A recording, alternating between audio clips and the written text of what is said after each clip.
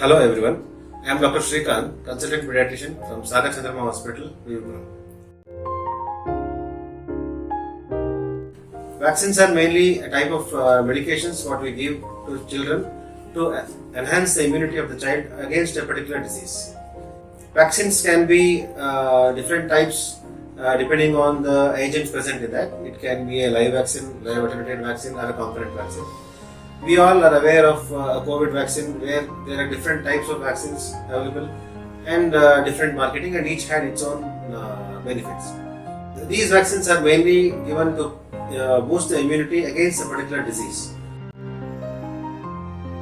Immunity is broadly classified as acquired immunity or innate immunity. Acquired immunity is mainly what we get after birth. Innate immunity is what immune system or what the immunity we have since birth, and it is present in all the human beings or newborns, and it will be at a particular level. But in case of acquired immunity, they are again classified into two categories. One is passive immunity and active immunity. In passive immunity, we give already formed antibodies, where we give immunoglobulins, which also enhance the immunity. And it can be used in certain diseases also. So it's a type of medicine which will enhance immunity to a particular disease.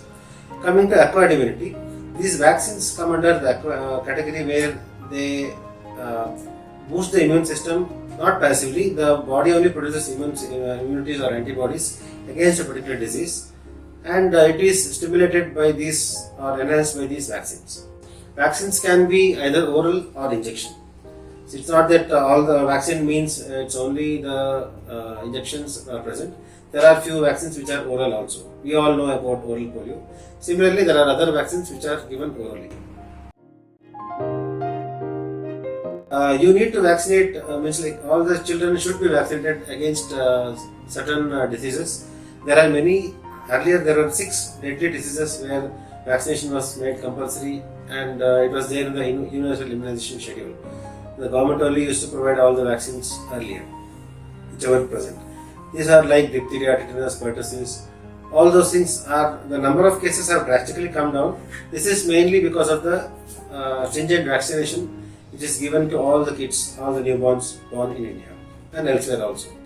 So all the children should be vaccinated against these diseases, so that they don't suffer the disease and the mortality and morbidity is reduced because of the illness. Each country has its own schedule of vaccination. In India, we either follow the National Immunization Schedule, which is prescribed by the government, or the Indian Academy of Pediatrics IAP Immunization Schedule, where the timing of vaccination has been stipulated. At birth, we will be giving oral polio, BCG and hepatitis B, and after that it starts from 1.5 month, 2.5 month and 3.5 month based on the vaccines present. And sometimes what happens during some illness or some other reasons, not in the city, or we were not able to come at a particular time, then also the vaccination can be given at a later date. But whenever we give vaccines, it is better to space the 2 vaccines by 4 weeks. Vaccine will give you immunity, and there are few vaccines which are given a single dose, which are said to give lifelong protection, and there are many vaccines which are given at multiple doses. This is because each single dose may not produce that much of immunity what the individual needs to get protected from the disease. So what happens, the vaccines will have to repeat at certain intervals, so that the subsequent vaccines will be like booster doses, which will enhance the immune system, and the acquired or required immunoglobulin levels are present in the blood to fight against the disease. Whenever we come for immunization visit, the newborns are come, we club many things together so that the child's hospital visits are reduced. First thing is you need to carry a vaccine card, which is important to note down the vaccines given, and also to mention about the batch numbers and all. And you need to you have to tell the doctor about the incidents happened in the previous vaccination, if any, if there were any allergic reaction or the child had any untoward incidents following the previous vaccination. It has to be noted to the doctor. And if there are any allergies the way the child is undergoing or suffering, it is better to be told prior taking the vaccine, because there are few allergies, like if the child is allergic to egg or any other proteins. Certain vaccines are not given. So it is better if the child is allergic to any protein or anything, it is better to inform your doctor whenever you go for the vaccination. See, basically all the vaccines are tested. There are many animal trials and human trials undergone before the vaccines are given to the patients. Even then, the vaccines can have some complications. Most common side effects are complications. Most common being the fever, which is seen in some vaccines, and the complications could be immediate or late. Immediate complication could be like the child can have allergic reaction for any vaccine given. They can have rashes, coughing, breathing difficulty, anything like that.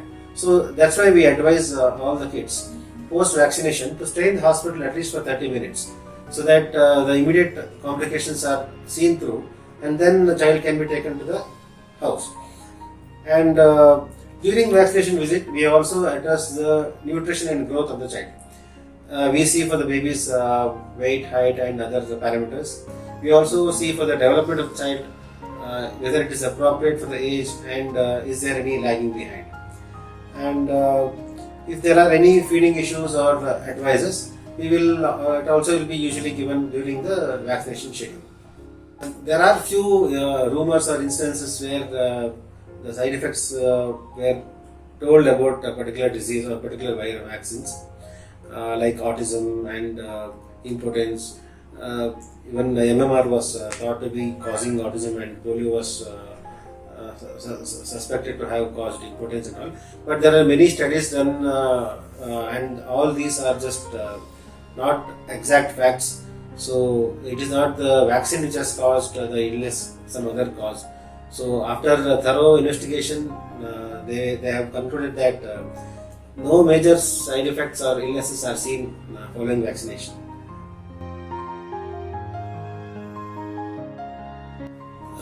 Whatever we give in the routine immunization is based on the immunization schedule what we follow.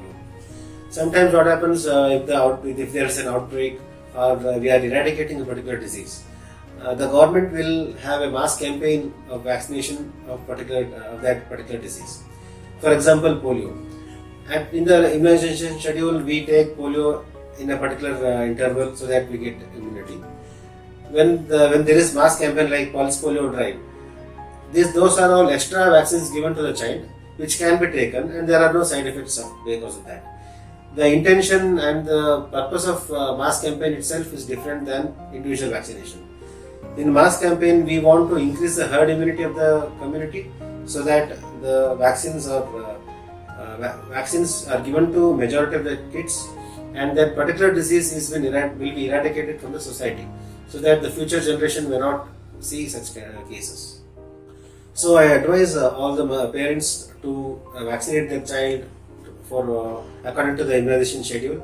There are few vaccines which are optional, so it is better to take the vaccine than suffer the disease, because according to WHO also, vaccination is the least or most cost effective type of treatment for any disease. Some vaccines are costly because of the production cost involved, and a lot of research to get the vaccine. But still, suppose you suffer the disease and then because of hospitalization and the loss of work, the cost incurred for those things is much more than a particular vaccine. So whichever vaccines are available in the market now, it is better to get vaccinated and get protection from the disease than suffer the disease. Thank you.